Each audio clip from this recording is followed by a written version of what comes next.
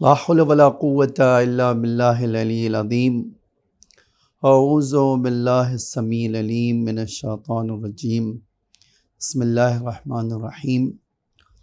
الحمد لله الذي كفى وسلام على عباده الذين اصطفى محمد وآله الطاهرين لا سيما الإمام المبين بقية الله في الأرضين الحجة الثاني عشر الامام المہدی المنتظر صلوات اللہ وسلامہ علیہ. اما بعد فقد قال اللہ تعالی فی محکم کتابہ المجید وفرقانہ الحمید وقولہ الحق. بسم اللہ الرحمن الرحیم. کیف یکون للمشرکین عہد عند اللہ وعند رسولہ الا الذین عاہدتم عند المسجد الحرام فما استقاموا لکم فاستقیموا لهم ان اللہ یحب المتقین.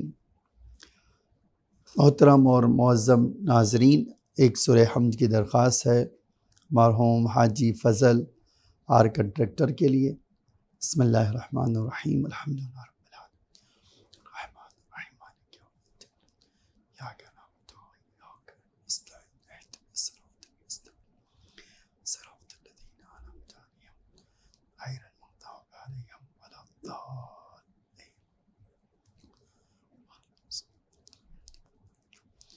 عزیزان گرامی، ہم نے 5 آیت سورہ مبارکہ توبہ کے بارے میں تفسیر اور بات کر چکے تھے. آج جو میں نے آپ کے سامنے یہ 6ٹھی آیت پڑھی ہے، سوالیہ انداز میں اللہ پوچھ رہا ہے کیوں کر مشرکین کے ساتھ ایک اللہ کا عہد و پیمان، اللہ کا معاہدہ، اللہ کا ایگریمنٹ ہو سکتا ہے، یا اللہ کے رسول کے نزدیک ایک مشرک کا کیوں کر عہد و پیمان ہو سکتا ہے، جبکہ اس کے بعد والی آیت میں اس کی وجہ بھی اللہ تعالیٰ بتاتا ہے. لیکن بے شک مشرکین کا اللہ اور اللہ کے رسول کے ساتھ کوئی معاہدہ نہیں ہے، کوئی عہد و پیمان نہیں ہے، کوئی زبان نہیں دیا ہے، سوائے ان مشرکین کے جنہوں نے اللہ کے رسول کے ساتھ مسجد الحرام یعنی مکے میں معاہدہ کیا تھا. اللہ کہتا ہے فَمَا اسْتَقَامُوا لَكُمْ، اگر وہ اپنے معاہدے پر، اگر وہ آپ کے ساتھ اپنے معاہدے پر وفادار ہیں، فَاسْتَقِیمُوا لَهُمْ، اے میرے حبیب آپ بھی اس معاہدے کی پابندی کیجیے، آپ بھی ان شرائط کو مانیے، اس کے مطابق عمل کیجیے. ان اللہ یحب المتقین، مومن متقی جو ہے جب کوئی زبان دے دیتا ہے، جب کوئی کسی سے معاہدہ کرتا ہے، جب کسی سے کوئی جو ہے ایگریمنٹ کرتا ہے، جب کسی سے کوئی جو ہے قرارداد باندھتا ہے، تو اس قرارداد پر خود مومن جو ہے مخالفت نہیں کرتا، جب تک کہ دوسرے فریق کی طرف سے، جب تک کہ دوسرے جو ہے مقابل والے شخص کی طرف سے اس شرائط کی، اس عہد و پیمان کی خلاف ورزی نہ کی جائے. اسی لیے اللہ کہتا ہے ان اللہ یحب المتقین، بے شک اللہ زبان دے کر عمل کرنے والوں کو پسند کرتا ہے. بے شک اللہ ایک ایسے مومن کو جو اپنی بات کا دھنی ہو اس کو لائک کرتا ہے، اس کو دوست رکھتا ہے، اس کو چاہتا ہے.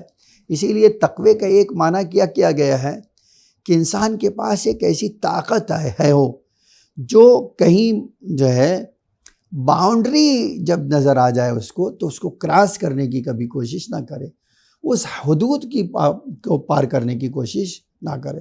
اللہ کہہ رہا ہے کہ ایک کسی بھی مومن کا وعدہ اگر کسی بھی انسان کے ساتھ ہوتا ہے، ایون مشرک کے ساتھ ہوتا ہے، فاسق کے ساتھ ہوتا ہے، کسی بھی مخالف دین کے ساتھ ہوتا ہے، مخالف مذہب کے ساتھ ہوتا ہے، تو مومن کی طرف سے اس کی خلاف ورزی نہیں ہوتی جب تک کہ دوسرا فریق اس کی مخالفت نہ کر دے. پھر یہ 7 نمبر کی آیت میں اس کی وجہ بتاتا ہے اللہ کہ کیوں جو ہے اللہ کہہ رہا ہے کہ اللہ کا، اس کے رسول کا مشرکوں کے ساتھ کوئی معاہدہ نہیں ہے، کوئی وعدہ نہیں ہے، اور کسی بھی طرح کی قرارداد ایگریمنٹ ان کے درمیان نہیں ہے. وہ یہ جملے کے ساتھ کیفا وہیں یظہر، کیسے اے اللہ کے رسول اے ایمان والو، اے اللہ کے ماننے والو، کیسے تم معاہدے کی پاسداری کر سکتے ہو جب کہ مشرکین کا وتیرہ یہ ہے، مشرکین کا طریقہ یہ ہے، مشرکین کی روش یہ ہے، مشرکین کا شیوہ یہ ہے، کیا ہے؟ ان یظہروا علیکم، اگر وہ آپ پر دست سبقت یا دست فوق ان کا ہاتھ آپ تک پہنچے گا، خوب ان یظہروا علیکم لا یرقبوا فیکم، تو پھر وہ کسی بات کا خیال نہیں رکھیں گے۔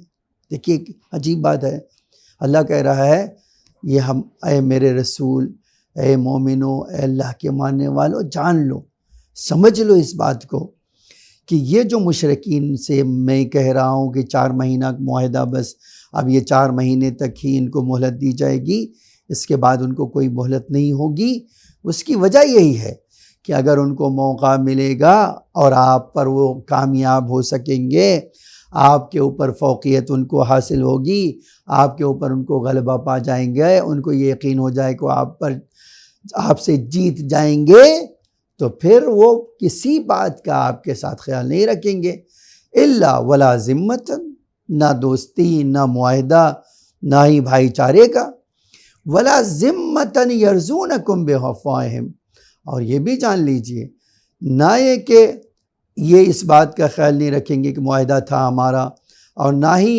وہ ذمہ داری کو جو انہوں نے لیا تھا اس کا خیال کریں گے، بلکہ کیا ہے؟ یرزونکم بافواہہم، اے میرے حبیب، ان کا طریقہ یہ ہے کہ آپ کے سامنے آئیں گے تو آپ کی طاقت سے مروب ہو کر، شرائط کو دیکھ کر ایسی باتیں زبان سے کہیں گے جس سے آپ خوش ہو جائیں، آپ راضی ہو جائیں، آپ ان کے ساتھ ہمدردی کرنے لگیں، ایسی بات کریں گے۔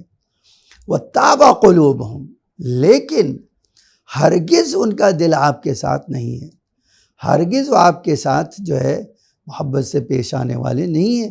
کیوں نہیں ہیں؟ وَأَكْثَرُهُمُ الْفَاسِقُونَ، اے میرا حبیب، اس کی وجہ یہ ہے کہ یہ وہ لوگ ہیں جو کھلم کھلا گناہ کرنے والے لوگ ہیں، یہ کھلم کھلا کرمنل لوگ ہیں۔ اے میرے حبیب، یہ جو ہے ہرگز ان کا دل آپ کے ساتھ، مومنین کے ساتھ نہیں ہے، ہرگز وہ ایمان وانوں کا خیال رکھنے والے نہیں ہیں۔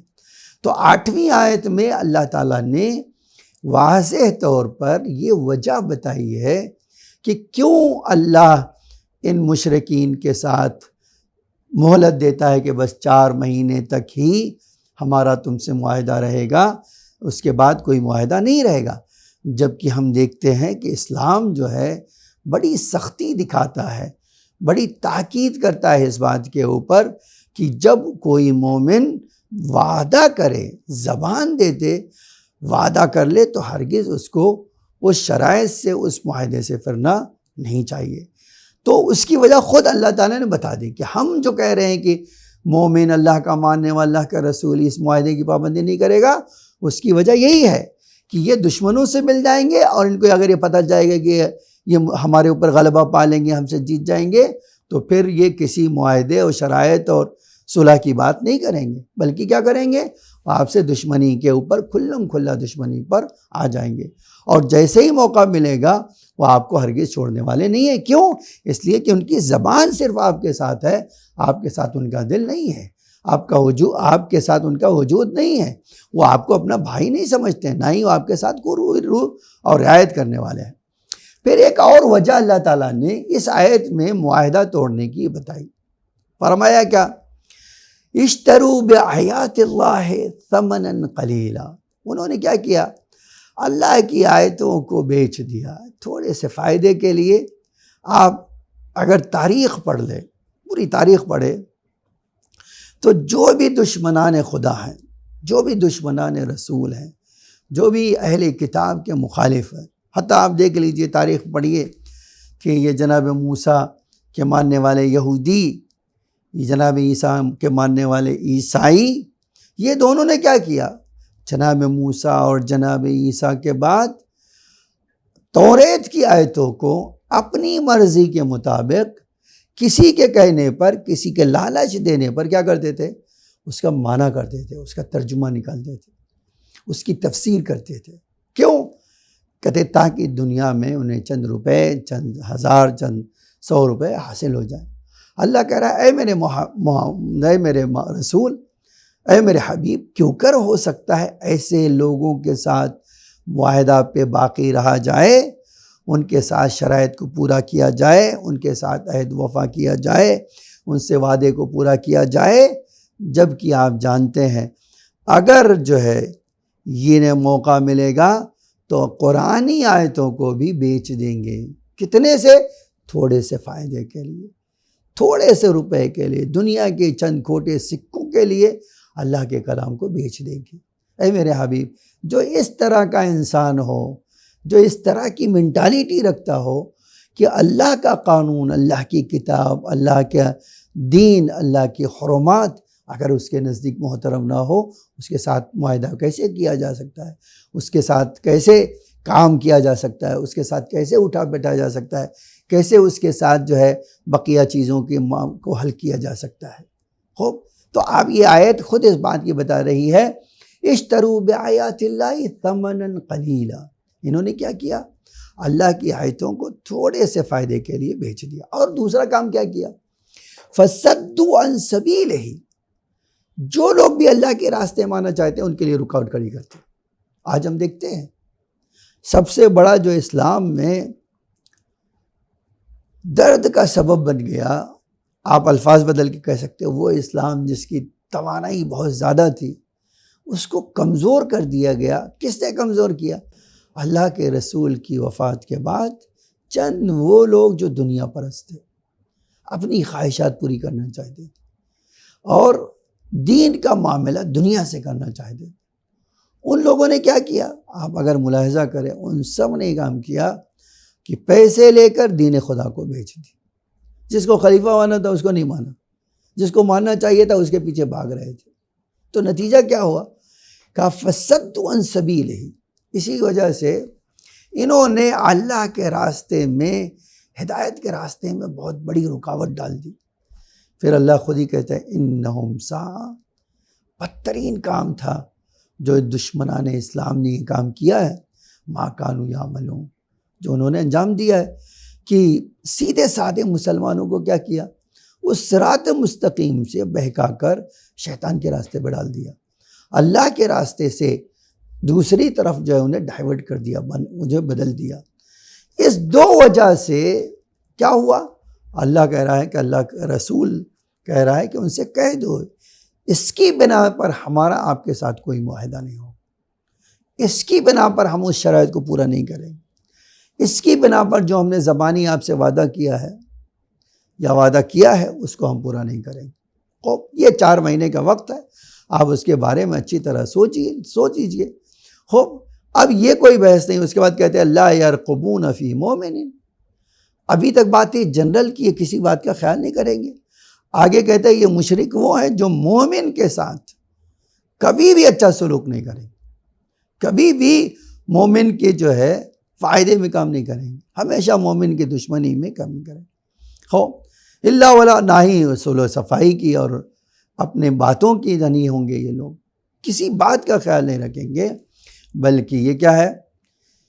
اولئک هم المعتدون، یہ نہ رشتہ داری، نہ بھائی، نہ چارہ، نہ ایمان، بلکہ یہ لوگ کیا ہے؟ یہ ظالم لوگ ہیں، باؤنڈری کراس کرنے والے لوگ ہیں، تجاوز کرنے والے لوگ، لوگوں کے حقوق پامال کرنے والے لوگ ہیں۔ تو جو اس طرح کے لوگ ہوتے ہیں ہرگز ان کے ساتھ معاہدہ نہیں ہو سکتا ہے۔ خوب، یہ ایک بات تھی۔ اب اس میں سے بات تھی کہ کون سے لوگ تھے جنہوں نے مسجد حرم میں یا مکے میں اللہ کے رسول سے عہد و پیمان کیا۔ اس کے پہلے والے اس میں میں نے آپ کے سامنے عرض کیا تھا۔ پھر ایک جملہ یہاں پر آپ یاد رکھیں، کہتے تھے درخشندگی کو۔ بعض لوگوں نے کہا الف لام جو ہے یہ خاندان کے معنی میں ہے، تو دونوں معنی میں نے کوئی بھی لے لیا، اللہ کہنا چاہتے ہیں یہ نہ کوئی رشتہ داری کا خیال رکھنے والے ہیں، نہ ہی بیک گراؤنڈ کسی فیملی کا دیکھنے والے ہیں۔ اس سے کچھ فرق ان کے اوپر پڑھنے والا نہیں ہے۔ کیوں؟ اس لیے کہ ان کا کام ہمیشہ بدترین کام رہا ہے اور یہ لوگ ہمیشہ تجاوز کرنے والے لوگ ہیں۔ خوب، اس کے بعد آتے ہیں، دیکھیے میں نے کہا تھا کہ اس سے مراد جو ہے بنو زمرہ اور بنو خزیمہ تھے۔ اس کے بعد والے آیت میں ہم جائیں گے، جب آپ وہاں دیکھیں تو اس میں جو ہے کیا کہتے ہیں، فَإِن تَابُوا، لیکن اگر یہی مشرکین، یہی معاہدہ توڑنے والے، یہی زبان کے دوغلے لوگ اگر جو ہے اس برائی کو سمجھ سکیں، اس حقیقت کو جان سکیں کہ اللہ تعالیٰ یہ چیز ہرگز پسند نہیں کرتا ہے، اگر یہ ان کے دل میں اتر جائے، اور وہ کیا ہے، اپنی اس جو ہے برے روش کے اوپر، برے طریقے کے اوپر، برے راستے کے اوپر، بدترین کام کے اوپر توبہ کر لیں، فَإِن تَابُوا، توبہ کریں، وَأَقَامُوا الصَّلَاةَ، اور نماز پڑھیں، وَآتُوا الزَّكَاةَ، اور زکوٰۃ ادا کریں، فَإِخْوَانُكُمْ فِي الدِّينِ، تو وہ تمہارے بھائی ہیں۔ اب تک کیا کہہ رہا تھا؟ اس کے پہلے والی آیت میں اللہ کہہ رہا تھا کہ اگر وہ توبہ کر لے یہ تو پھر ان سے جنگ بند کر دو۔ اس آیت میں کہہ رہا ہے کہ جنگ خالی بات نہ کر دو، ان کو ہر وہ حق دے دو جو ایک مسلمان مومن کا ہوتا ہے۔ کیوں؟ اس لیے کہ اب یہ تمہارے بھائی بن گئے۔ ایک جملہ اور بھی آپ کہہ سکتے ہیں، پہلی آیتوں میں جو اس کے پہلے وہاں پر تھی اس میں کیا تھا؟ جنگ بند کر دینا۔ ایک بات بھائی، جنگ بند ہو گئی دونوں طرف، اب کوئی جو ہے ان کے درمیان صلح کا معاہدہ ہو گیا، وہ آپ اپنی زندگی جیئے، آپ اپنی زندگی جیئے، ٹھیک ہے، لیکن کہیں نہ کہیں بغض، اور آپ ان کو دشمن سمجھتے تھے، وہ آپ کو دشمن سمجھتے تھے۔ لیکن ان آیتوں میں کہہ رہا ہے کہ اب دشمنی بھول جاؤ، تم ان کو اپنے گلے سے لگا لو، تم ان کے بھائی بن گئے، وہ تمہارے بھائی بن گئے۔ اب دیکھیں یہی وجہ ہے کہ اسلام میں یہ آیتوں میں جو لطافت ہے، جو فصاحت ہے، وہ یہی ہے کہ وہاں کہہ رہا تھا کہ جنگ بند ہو جائے گی اگر آپ معاہدہ پورا کریں، کوئی مسئلہ نہیں۔ یہاں کیا کہہ رہا ہے؟ ہر وہ حق جو اللہ ایک مومن، ایک مسلمان کو، ایک بھائی کو دیتا ہے، وہ آپ کو مل جائے گا اگر آپ توبہ کریں، اور توبہ کی 2 علامت ہے وہ پوری کریں۔ وہ کیا ہے؟ نماز پڑھنا شروع کریں اور زکوٰۃ ادا کریں۔ پھر اللہ کہہ رہا ہے فَإِخْوَانُكُمْ فِي الدِّينِ، یہ تمہارے دینی بھائی بن جائیں گے۔ وَنُفَصِّلُ الْآيَاتِ، اللہ کہتے ہیں دیکھو ہم نے ایک ایک بات کلیئر کر دی ہے، ایک ایک بات کی وضاحت کر دی ہے، کس کے لیے؟ لِقَوْمٍ يَعْلَمُونَ، جو سمجھنا چاہتا ہے۔ دیکھیے ہمیشہ سے ہر جگہ آپ کو دکھائی دے گا کچھ لوگوں کی دشمنی جہالت کی بنا پر ہوتی، نہیں پتہ ہے۔ آج حدیث کا یہ جملہ ہے، الانسان اعداؤ ما جہلوا، امام فرماتے ہیں انسان اس چیز کا دشمن ہوتا ہے جس سے ناگاہ ہوتا ہے، جاہل ہوتا ہے، اس سے دشمنی رکھتا ہے۔ آج اللہ بھی کہتا ہے کہ اللہ کے دین کی مخالفت کرنے والے، رسول اللہ سے اور اہل بیت سے لڑنے والے، ان کی مخالفت کرنے والے 2 طرح کے لوگ۔ ایک وہ ہے جن کی میجورٹی ہے، یقین سے کہہ سکتا ہوں اس کلاس میں، اس جو ہے تفسیر کی کلاس میں 99%، تھوڑا اور اگر آپ زیادہ کرنا تو 2-3% اور 97% لوگ اہل بیت اور دین خدا اور رسول اللہ سے اس لیے نہیں بھاگتے ہیں کہ ان کو دشمنی ہے، اس لیے بھاگتے ہیں کہ وہ جاہل ہے، ان کو حقیقت کا پتہ نہیں، انہوں نے کبھی گہرائی سے نزدیک آ کر اہل بیت کو، قرآن کو سمجھنے کی کوشش نہیں کی ہے۔ جس دن انہوں نے یہ کام کیا، اللہ سے قریب ہوئے، اللہ کی کتاب سے قریب ہوئے، رسول اللہ سے قریب ہوئے، اہل بیت علیہم السلام سے قریب ہوئے، اسی دن ان کا نقشہ بدل جائے گا، ان کی سوچ بدل جائے گی۔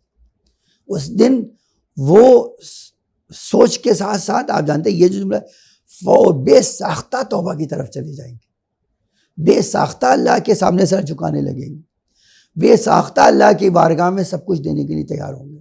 اسی لیے اللہ کیا کہتا ہے؟ لِقَوْمٍ يَعْلَمُونَ۔ یہ جو وضاحت میں کر رہا ہوں اس کی وجہ یہ ہے تاکہ جو لوگ سمجھنا چاہتے ہیں ان کے لیے بات کلیئر ہو جائے، دودھ کا دودھ ہو جائے، پانی کا پانی ہو جائے، رات سے اندھیرا چھٹ جائے اور صبح کی کرنیں صبح کا اجالا ان کے سامنے آ جائے۔ یقین جانیں اسلام کی خوبی یہی ہے، کل تک جو دشمن تھا اللہ کرے ایک توبہ کے ذریعے سے آپ کا پکا بھائی بن سکتا ہے، آپ کا دوست بن سکتا ہے، اور یہی نہیں آپ کا اللہ کے نزدیک بھی محبوب بن جائے۔ آپ دیکھیں اسی لیے جملہ فرمایا حدیث کا، التائب حبیب اللہ، توبہ کرنے والا اللہ کا محبوب بندہ ہے۔ جبکہ توبہ کیا ہے؟ گناہ کر کے اب آ رہا ہے، شرمندہ ہو رہا ہے، تو ایک بار کرمنل سے کیسے ہو سکتا ہے؟ کہتے ہیں نہیں، اب وہ کرمنل نہیں رہا، اس نے جو نادانی میں، جہالت میں، غفلت میں، سہو میں، نسیان کی بنا پر غلطی کر لیا تھا، اس پہ شرمندہ ہے وہ۔ اب یہ شرمندہ ہوا وہ انسان جو ہے اللہ کا محبوب بندہ ہے، اب وہ کرمنل خطا کار نہیں ہے۔ خوب، اس کے بعد آپ دیکھیے 12ویں آیت میں جاتے ہوں، یہ وَإِن نَكَثُوا أَيْمَانَهُم مِّن بَعْدِ عَهْدِهِمْ، اے میرے حبیب، اے اللہ کے رسول، اگر کوئی آدمی اپنا معاہدہ، اپنی زبان، اپنا کردار، اپنی قسم، ٹھیک ہے، جھوٹ کھانے کے بعد توڑ دیتا ہے، یا سچی قسم کھانے کے بعد قسم کو توڑ دیتا ہے، یا عہد کرنے کے بعد اپنے عہد کو، اپنی زبان جو دیا تھا وہ زبان کو پورا نہیں کرتا، یا آپ الفاظ بدل کے کہہ لیجئے مردانگی اس میں نہیں پائی جاتی۔ مردانگی یہی ہے، ایک بار زبان دے دیا تو پھر سر کٹ سکتا ہے، زبان محاورہ ہے یہ کہ مرد کی زبان وہ ہے کہ زبان نہیں کٹے گی، سر کٹ جائے۔ تو یہ خود بتاتا ہے اللہ کہہ رہا ہے وَإِن نَكَثُوا أَيْمَانَكُمْ أَيْمَانَهُم مِّن بَعْدِ عَهْدِهِمْ، اگر یہ جو ہے قسم کھانے کے بعد، عہد کرنے کے بعد اپنی قسم توڑ دیں، وَطَعَنُوا فِي دِينِكُمْ، اور تمہارے دین میں برائیاں نکالیں، تمہارے دین میں کیا ہے؟ فساد، خرابیاں، تانا دیں، اگر یہ کرنے لگے خوف طعنوا فی دینکم فقاتلوا، تو جو فساد کی جڑ ہے اس کو قلع کما کرو، فقاتلوا ائمۃ الکفر، بس جو کفر کی بنیاد ہے، جو کفر کی جڑ ہے، اس سے جو ہے آپ کیا کرو؟ اس سے جنگ کرو، اس سے لڑو، یہاں تک کہ انہم لا ایمان لہم، اس لیے کہ ان کے لیے کوئی قسم وسم کا کوئی معنی ہے ہی نہیں۔ کیوں یہ کام کرو؟ کہتے لعلہم ینتہون، تاکہ یہ بری صفت شاید چھوڑ دیں، شاید یہ برا طریقہ جو انہوں نے اپنایا ہے وہ کیا کریں؟ اس کو چھوڑ دیں، اس سے توبہ کر لیں۔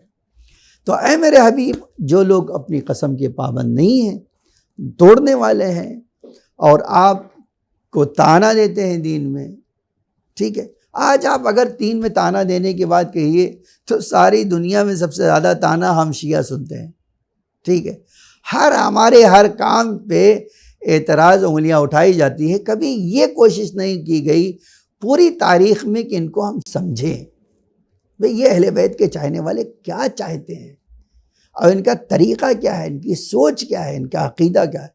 کبھی کسی نے سوچنے کی زحمت نہیں گوارا کی، ہاں اعتراض کرنا، ہر چیز پہ اعتراض کرنا، ٹھیک ہے، یہ وہ چیز ہے، بری اخلاق ہے، بری صفت ہے۔ اللہ کہتا ہے کسی کے اندر یہ نہیں ہونا چاہیے۔ آپ کسی کے دین میں سمجھے بغیر تانا کیسے دے سکتے ہو؟ آپ کسی انسان کے کردار کو جانچے بغیر اس پر انگلی کیسے اٹھا سکتے ہو؟ اسی لیے اللہ کہہ رہا ہے ایسے لوگوں کے ساتھ جو خود کسی بات کے پابند نہ ہو، نہ زبان کے دنی ہو، نہ ہی کردار کے دنی ہو، اور صرف دوسروں پر انگلیاں اٹھانا چاہتے ہوں، ایسے کے ساتھ آرگومنٹ نہیں کیا جا سکتا، اس کو سمجھایا نہیں سکتا ہے، اس کو سمجھانے کے لیے وہ تلوار چاہیے، تاکہ کبھی کبھی آپ جانتے ہیں بہت علمی باتیں، بہت سلجھی ہوئی باتیں، بہت واعظ و نصیحت کی باتیں انسان کی سمجھ میں نہیں آتی، لیکن اگر وہی جو ہے سختی سے کہی جاتی ہے سمجھ میں آتی ہے۔ اللہ کہتا ہے یہ کام کرو، اور وہ بھی جو لوگ فساد کی جڑ ہیں ان کا جو ہے ان کی جڑ کاٹو، تاکہ وہ پھر کبھی اس طرح کا کام نہ کریں۔ عزیزان گرامی، آپ دیکھو کتنی عجیب بات ہے، قرآن میں متعدد جگہ جناب موسیٰ اور جناب فرعون، جناب موسیٰ کا اور فرعون کا ذکر ہے۔ فرعون کون سا ایسا جرم تھا جو نہیں کیا، اور اس کی قوم کے لوگ، قبطی لوگ اس کا ساتھ دیتے تھے، پوری حکومت وہی چلا رہے تھے۔ بنی اسرائیل تو آج اگر آج کے زبان میں کہا جائے تو آپ بڑی آسانی کہہ سکتے تھے بنی اسرائیل تو ہمارے وہاں شیڈول کاسٹ کی طرح تھے۔ ہندوستان میں جو S T C S T یہ سب ہے اسی کی طرح کے تھے لوگ تھے۔ حکومت کرنے والے کون تھے؟ وہ قبطی لوگ تھے۔ اللہ تعالیٰ نے جناب موسیٰ سے یہ نہیں کہا کہ قبطیوں سے جا کے لڑو، کہ موسیٰ فرعون کے پاس جاؤ۔ اس نے سارے لوگوں کو بہکا کر رکھا۔ اگر اس کو آپ سدھار سکے تو بقیہ لوگ خود بخود سدھر جائیں۔ اسی لیے یہ جو جملہ قرآن کا ہے کہ یہ جو کافروں کے لیڈر ہیں، یہ جو بہکا رہے ہیں، ان سے جا کر آپ جنگ کیجیے۔ یہ اگر سمجھ گئے تو بقیہ لوگوں کے لیے کوئی مسئلہ نہیں ہے، اور یہی ہوا۔ نہیں سمجھا، دیکھ لیجئے فرعون کو اللہ تعالیٰ نے ڈبو دیا، آخر ساری طاقت، سارا غرور، ساری چیزیں کیا ہو گئی؟ مٹی میں مل گئی۔ اللہ کہتا ہے یہ یاد رکھو، کسی انسان کے پاس، کسی حکومت کے پاس اتنی طاقت نہیں ہے کہ وہ مجھ سے لڑ سکے، اور کوئی بھی اللہ سے لڑنے کے لیے جائے گا تو کیا ہوگا؟ خداوند عالم اس کو دھول چٹا دے گا۔ اسی لیے اللہ کہتا ہے اے میرے حبیب ان سے اس وقت تک لڑنا، اس لیے ان کے ساتھ کوئی معاہدہ نہیں ہے جب تک یہ اپنی روش پر، اپنے طریقے سے توبہ نہ کر لیں۔ خوب، اس کے بعد پھر مسلمانوں کو شوق دلاتا ہے۔ دیکھو، ہر چیز کی ویلیو ہوتی ہے، اس ویلیو کو اپنے سینے سے لگا کے رکھو، کبھی بھی ویلیو پہ حرف نہ آنے دو، ویلیو کا دفاع کرو، اس کے ساتھ کھڑے رہو۔ آپ دیکھیے اللہ تقاتلون قوما، کیا آپ ایسے لوگوں سے جنگ نہیں کریں گے نکثوا ایمانہم، جنہوں نے آپ سے قسم کھایا تھا توڑ دیا، معاہدہ کیا تھا دشمنوں سے ہاتھ ملا لیا، اسلام کو برباد کرنے کے لیے سازشیں کر رہے ہیں، موقع پڑتا ہے تو مدینے پہ حملہ کرتے ہیں۔ کیا آپ ایسے لوگوں سے صلح و صفائی سے بات کرو گے؟ کیا آپ ایسے لوگوں سے ہمدردی سے بات کر کے چاہتے ہو کہ مسئلہ حل ہو جائے؟ وہ تو حل ہونے والا نہیں ہے۔ اسی لیے اللہ تقاتلون قوما، اے مسلمانوں ایسے لوگوں سے تم نہیں لڑو گے نکثوا ایمانہم، جنہوں نے معاہدہ توڑ دیا، قسم توڑ دی۔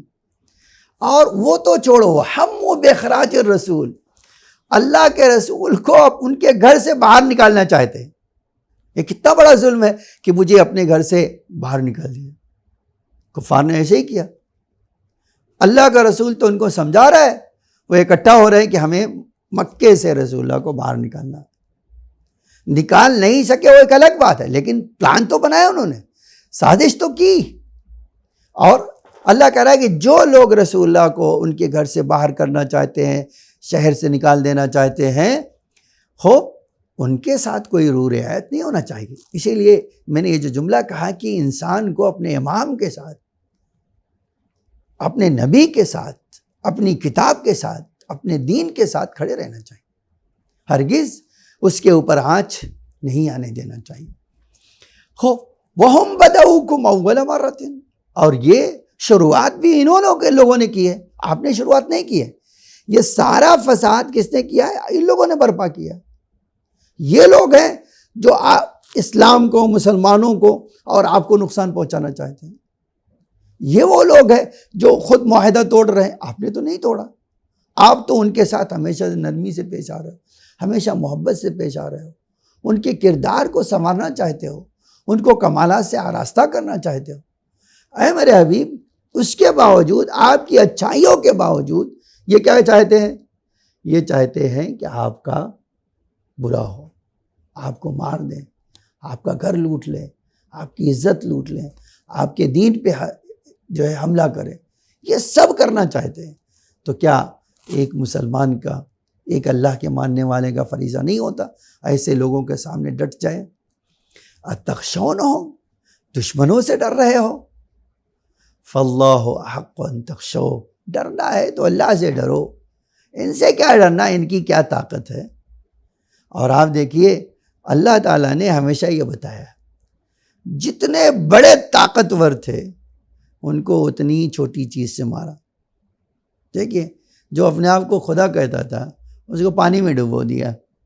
آپ سوچئے پانی میں کہتے ہیں انسان تیر کے نکل جائے گا، ہے نا، لیکن خدا وند عالم جو اپنے آپ کو کہتا تھا نا ربکم الاعلی، میں تو تمہارا بڑا والا خدا ہوں، اس بڑے والے خدا کو کیا کیا، پانی میں ڈبو دیا ان کی ساری طاقت کے ساتھ۔ آج شداد اور ہم دیکھتے ہیں جن کو اتنی اپنے مال پہ غرور تھا، ایک قدم اس کو اپنے گھر میں رکھنے نہیں دیا، ایک مچھر سے اس کی زندگی ختم کر دی۔ یہ کیا ہے؟ اللہ بتانا چاہتا ہے کہ تم اتنا بڑی طاقت کرتے ہو اور ہماری چھوٹی سی چیز سے لڑنے کی طاقت نہیں ہے تمہارے۔ آج آپ نے دیکھ لیا، ہم نے دیکھ لیا، سب نے دیکھ لیا، بڑے بڑے سپر پاور کے لوگ، ایک سردی ہو گئی کرونا جیسی، خود مر گئے، کچھ نہیں کر سکے۔ کہتے تھے ہم تو بہت کچھ کر لیں گے اور کچھ نہیں کر سکے، خالی تماشا ہی دیکھتے رہ گئے، اپنی جان بچانے کی فکر میں تھے۔ وہ کہاں گئی ان کی جو ہے دادا گیری ساری، کہاں گیا پیسہ کا غرور، کہاں گئی ان کی جو ہے وہ پاور اور سورسز، اور کہاں ہے؟ ایک سانس کے لیے تڑپ رہے تھے، ایک سانس لینا دشوار ہو گیا تھا۔ تو یہی اللہ کہہ رہا ہے دیکھو تمہیں ڈرنا ہے تو خدا سے ڈرو، اللہ سے ڈرو، اس لیے کہ ہر چیز کی اوپر طاقت اسی کی ہے، کسی اور کی طاقت نہیں ہے۔ آپ ایک آکسیجن تو جمع نہیں کر سکے، دوسرے کی کیا بات کرو، جو آسانی سے آج آپ دیکھیے بیٹھ کے آپ سانسیں لے رہے ہیں گہری گہری، کہیں کوئی رکاوٹ نہیں ہے، وہی صرف آکسیجن آپ نہیں جگاڑ کر سکے، ہے نا۔ باتیں تو کتنی کی آپ۔ تو اللہ کہہ رہا ہے ڈرنا ہے تو مجھ سے ڈرو، آؤ مجھ سے ڈرو، فاللہ احق ان تخشوا، اس لیے کہ خداوند عالم کی ذات ہی وہ ذات ہے جو ہر چیز پہ قدرت رکھتی ہے۔ ان کنتم مومنین، اگر تم مومن ہو، تمہارا ایمان پکا ہے، تو اس ایمان کے پکے ہونے کی پہچان کیا ہے؟ ڈرنا اللہ سے، اللہ کے علاوہ کسی سے نہ ڈرو۔ آج ہم دیکھتے ہیں ہندوستان میں آپ اللہ کے علاوہ 100 چیز سے ڈر رہے ہیں، سانپ سے ڈر رہے ہیں، بادل سے ڈر رہے ہیں، بڑے درخت سے ڈر رہے ہیں، اس سے ڈر رہے ہو، اللہ سے نہیں ڈر رہے۔ اللہ کہہ رہا مجھ سے ڈرو، کسی سے ڈرنے کی ضرورت نہیں۔ اسی لیے عجب ہے یہ قانون خدا میں حدیث میں آیا، جو اللہ سے ڈرتا ہے وہ کسی سے نہیں ڈرتا، جو اللہ سے نہیں ڈرتا ہے وہ ہر چیز سے ڈرتا ہے۔ یہ بھی ایک عجیب بات ہے، اگر کوئی انسان اللہ سے ڈرتا ہے پھر اس کو کسی اور چیز کا ڈر ہوتا ہی نہیں، لیکن اگر کوئی انسان اللہ سے نہیں ڈرتا ہے تو اللہ کیا کرتا ہے؟ اس کو ہر چیز سے ڈرا دیتا ہے۔ کہتے ہیں یہ بھاگنے کا مجھ سے نتیجہ ہے، جو مجھ سے بھاگتا ہے اس سے نتیجہ یہ ہے کہ تم ہر چیز سے اب ڈرتے رہو گے، لیکن اگر تم میری بارگاہ میں میرے دروازے پہ آ جاتے تھے، میں ایسا تمہیں بنا دیتا تھا، تمہیں کسی سے ڈرنے کی ضرورت نہیں ہوتی تھی۔ یہی وجہ ہم سیرت کا جب سیرت میں دیکھتے ہیں تو سیرت کا ایک انوکھا پہلو رسول اللہ صلی اللہ علیہ وسلم اہل بیت کا پایا تھا، جن کے پاس طاقتیں تھیں، پیسہ تھا، فورس تھی، یہ تھا وہ جمع کر کے لائے تھے، ہے نا، لیکن جب رسول اللہ کے سامنے آتے تھے تو ڈرانے کی کوشش کرتے تھے کہ ہمارے پاس فوج ہے، ہمارے پاس یہ ہے۔ آپ دیکھیے ابو سفیان نے، ابو جہل نے، یہ سارے لوگوں نے کتنی فوجیں رسول اللہ کے خلاف جمع کی، کتنی سازشیں۔ اللہ کا رسول کیا کہتا تھا؟ تم سب ایک وجہ ہو گئے تو بھی میرا کچھ نہیں بگاڑ سکو۔ اور ہم نے دیکھ لیا کہ وہ فوج پہ فوج لاتے تھے اور ہار کے چلے جاتے تھے، اور رسول اللہ ایک مختصر سے لوگوں کے ساتھ ان کے اوپر کامیاب ہوئے۔ کیوں؟ اس لیے کہ اللہ کے رسول کے ساتھ اللہ ہے اور ان کے ساتھ اللہ نہیں۔ ان دونوں میں فرق، یہ سیرت کا انوکھا پہلو ہے کہ جو لوگ سمجھنا چاہتے ہیں اسلام، وہ آ کے سمجھیں، وہ جانیں، اس بات کو دیکھیں کہ سچائی کیا ہوتی ہے، ریالٹی کیا ہوتی ہے۔ قرآن یوں ہی نہیں کہہ رہا ہے تمہیں اللہ سے ڈرنے کی ضرورت ہے، کسی دشمن سے ڈرنے کی ضرورت نہیں ہے۔ اللہ ہر دشمن کی سازش کو آپ کے وجود سے دور کر دے گا۔ آج ہم یہی چیز دیکھتے ہیں، دنیا میں ایران جب بنا تو کیا ہوا؟ سارے دشمن اکٹھا ہو گئے، سارے عراق کو چڑھا دیا صدام کو، ان کو حملہ کر دو، ان کو تہس نہس کر دو۔ کیا ہوا؟ 8 سال تک جنگ کرنے کے بعد اسی دنیا کے لوگوں نے کہا اچھا صلح کر لیجیے۔ کبھی آپ سوچئے جس طرف اتنے سارے ملک ہوں ایک ملک کو ہرانے کے لیے، 8 سال جنگ کرنے کے بعد کیا کہنا پڑا انہیں؟ صلح کر۔ کیوں؟ اس لیے انہوں نے دیکھ لیا جس کے ساتھ خدا ہوتا ہے اس کو کوئی ہرا نہیں سکتا، اور جس کے ساتھ خدا نہیں ہوتا ہے وہ کتنی بھی طاقت جمع کر لے اس کو ہارنا ہے۔ یہ اللہ کا قانون ہے، یہ اللہ کا نظام ہے۔ پھر اللہ کہتا ہے دیکھو ہمارے دشمنوں سے کوئی رو رعایت نہیں کرنا، قاتلوہم، ان سے جنگ کرو، یعذبہم اللہ بایدیکم، اللہ تمہارے ہاتھ سے اپنے دشمنوں کو پنشمنٹ کرے گا۔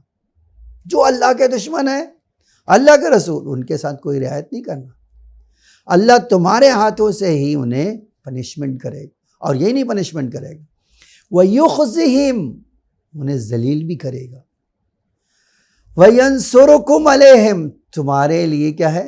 نصرت بھیجے گا، تمہارے مدد کے لیے اللہ انتظام کرے گا، وَيَشْفِي صُدُورَ قَوْمٍ مُؤْمِنِينَ، اور مومنوں کے دل کو سکون عطا کرے گا۔ آپ دیکھیں چند چیزیں اللہ تعالیٰ نے اس 14ویں آیت میں کہا، آپ ڈرے بغیر، خوف کھائے بغیر، رو رعایت کیے بغیر ان کے سامنے ڈٹ جائیے، کھڑے ہو جائیے، اللہ آپ کے ذریعے سے انہیں سزا دے گا، اور یہی نہیں سزا دے گا، ان کو ذلیل بھی کرے گا۔ اور اللہ کی غیبی مدد جب آئے گی، آپ کبھی سوچئے فتح مکہ، اسی لیے فتح مکہ سے پہلے آپ دیکھیے دنیا کے موسٹ پاورفل لشکر جو تھا کیا ہے، وہ مکے پہ حملہ کرنے کے لیے یمن سے روانہ ہوا، ٹھیک ہے، جس کو کہا جاتا تھا ابرہا کا لشکر، ابرہا کا لشکر، بڑی بڑی ہاتھیوں پہ بیٹھ کے، ٹھیک ہے، تازہ دم گھوڑوں پر، ٹرینڈ فوج کے ساتھ، ماڈرن اسلحے کے ساتھ، کیا کیا اس نے؟ ابرہا نے مکے پہ چڑھائی کے لیے بھیج دی۔ ادھر جب آیا تو جتنے مکے کے اطراف کے لوگ تھے سب کے مال اور اونٹ کو پکڑ لیا۔ اب جب مکے کے سردار کو پکڑ لیا تو یہ گئے، بولے میرے اونٹ چھوڑ دو، بہت زور سے ہنسا ہو، بولا تعجب ہوتا ہے جو مکے کا انچارج ہو وہ آ کر کہے کہ میرے اونٹ چھوڑ دو، اس کو مکے کی فکر نہیں، اپنے اونٹ کی فکر ہے۔ تو پلٹ کر سردار قریش نے کہا میں مومن ہوں، اس مکے کا اور اللہ کے گھر کا مالک اللہ ہے، میں اونٹوں کا مالک ہوں، ان کو چھڑانا میرا کام تھا، اس کو چھڑانا اللہ کا کام۔ میں اللہ سے کہوں گا کہ اللہ میری دشمن سے طاقت نہیں لڑنے کی، تو ہی بتا دے اب اپنے گھر کو۔ نتیجہ کیا ہوا؟ آج تاریخ آپ سورہ الاف پڑھ لیجئے، اس میں اللہ اعلان کرتا ہے میں نے چھوٹے چھوٹے پرندے ابابیل نام کے بھیج دی، 3 چھوٹی چھوٹی کنکریاں 2 پنجوں میں ایک منہ میں لے کر آ، کتنے بڑے لشکر سے لے کر۔ اگر آپ اتنے پرندے سے، اتنی چھوٹے سے پرندے کو تصور کریں، اور دوسری طرف کتنا چھوٹا سا چونچ اور پیر کتنا چھوٹا ہوگا، کتنا بڑا پتھر ان کے پیر میں آیا ہوگا، چونچ میں، اس پتھر سے عجب ہے روایت کا جملہ، وہ ایک پتھر مارتی تھے ہاتھی کے سر پہ تو ہاتھی 2 ٹکڑے ہو جاتا۔ اللہ کی مدد اس طرح کی ہے، اسی لیے اللہ کا رسول 313 تھا، پہلی جنگ جو اسلام کی ہوئی، ٹھیک ہے، اس میں کتنے تھے مسلمان؟ سب 313، اور دشمن 3000۔ آپ کا بھی مقابلہ ہو سکتا ہے 300 کا 3000 سے، لیکن ان 313 میں سے 13 بھی نہیں مرے اور ادھر پورے جو ہے فوج کا خاتمہ ہو گیا۔ پوچھا کیا وجہ تھی؟ فرمایا اللہ کہہ رہا ہے نا تم میرے دشمنوں کے سامنے کھڑے ہو جاؤ، میرا کام ہے تمہاری نصرت کرنا، میرا کام ہے اینٹ سے اینٹ بجا دینا۔ پوچھا کیا ہوا؟ کہ اللہ کے فرشتے آ گئے، اور اللہ کے فرشتے کسی کے لیے اتنے طاقتور فرشتے ہیں کہ ایک انگلی سے اٹھا دے تو ہوا میں اڑا دیں انسانوں کو، پھونک مار دیں تو پتہ نہ چلے انسان کو، چاہے لے تو زمین پہ گاڑ دیں۔ ایسی صورت میں کوئی ان کا مقابلہ کیسے کر سکتا ہے؟ تو یہ جو چیز ہے بہت، اللہ سے کوئی دنیا میں لڑ نہیں سکتا۔ یہ بات دھیان رکھنے کی ہے، اللہ سے کوئی لڑنے کی طاقت نہیں رکھتا ہے اور نہ ہی ہو سکتا ہے۔ اللہ کہہ رہا ہے کہ تم ڈٹ جاؤ میرے دشمن کے سامنے، اپنے پکے ایمان کے ساتھ ان کے سامنے کھڑے رہو، ان سے کبھی بھی صلح کی بات نہ کرو، ان کے سامنے تمہیں جہاد کی بات کرنا چاہیے۔ اللہ تمہارے ہاتھوں سے ان کو کیا کرے گا؟ اللہ تمہارے ہاتھوں سے انہیں پنشمنٹ بھی کرے گا، انہیں ذلیل بھی کرے گا، اپنی نصرت بھی تمہارے لیے بھیج دے گا، اور تمہارے دل کو ٹھنڈک کیسے ملی؟ آپ کبھی سوچئے، میرا گھر جس نے اجاڑ دیا، مکے میں مسلمانوں کا مال لوٹ لیا، ان کی عزت لوٹ لیا، ان کو مار دیا گیا، ان کو قتل کر دیا گیا، اور جب یہی مسلمان فوج آئے اور خود ذلیل ہوئے تو دل کو ٹھنڈک ملی یا نہیں کہ اے اللہ تو نے ہمارا انتقام ان سے لے لیا؟ کس غرور کے ساتھ انہوں نے ہمیں اپنے گھر سے نکال دیا تھا، کس غرور کے ساتھ ہماری عورتوں کو بے عزت کیا اور ان کو قتل کر دیا تھا، ہمارے بچوں کو مار دیا تھا۔ اے اللہ آج تو نے ہمارا انتقام لے کر کیا کیا ہے؟ ہمارے دل کو سکون پہنچا دیا۔ اسی لیے ایک جملہ کہنا چاہتا ہوں، آپ اندازہ کریں کہ اللہ کے ساتھ ہمیشہ کوشش انسان کی ہو اللہ کی خوشنودی حاصل کر لے، اللہ کا رضا حاصل کر لے، اللہ کو اپنے ساتھ کر لے، اپنے فیور میں کر لے، اپنے سے ملا لے۔ آپ الفاظ بدل کے لکھے، اگر انجمن میں جانا ہے کسی کی تو اللہ کی انجمن میں کیوں نہ جائے، کیوں نہ ہم اللہ کے ساتھ شامل ہو، اللہ کے گروہ میں شامل ہو۔ اسی لیے اللہ فرماتا ہے الا ان حزب اللہ ہم الغالبون۔ اے انسانوں آگاہ ہو جاؤ، کامیابی کس کے لیے ہے؟ بے شک اللہ کی فوج کے لیے ہے، اللہ والوں کے ساتھ رہنے والوں کے ساتھ ہے، اللہ کے لیے جینے والوں کے ساتھ، اللہ کی نصرت اور اللہ کے مدد کرنے والوں کے ساتھ ہے۔ انشاءاللہ مجھے اور آپ کو اللہ کیا کرے؟ اللہ مجھے اور آپ کو اللہ اپنے رسول کے ساتھ، اہل بیت کے ساتھ، ان کے چاہنے والوں کے ساتھ شمار فرمائے، اور اس دنیا میں بھی ہمیں کامیاب بنائے اور آخرت میں بھی کامیاب بنائے۔ وآخر دعوانا ان الحمد للہ رب العالمین۔ ایک سوال جو یہاں مجھے کرنا تھا وہ یہ تھا کہ اگر کوئی انسان کامیاب ہونا چاہتا ہے تو ون فارمولہ کیا ہے؟ ایک ہی کام کر لے کامیاب۔ جواب اسی جگہ میں نے ابھی دیا، اسی آیتوں میں اس کا جواب دیا ہے۔ آپ غور کریں، بتائیں کہ کیا کرنا ہے جس سے انسان کو کامیابی ملے گی۔ وصلی اللہ علی محمد وآل محمد وعجل فرجہ۔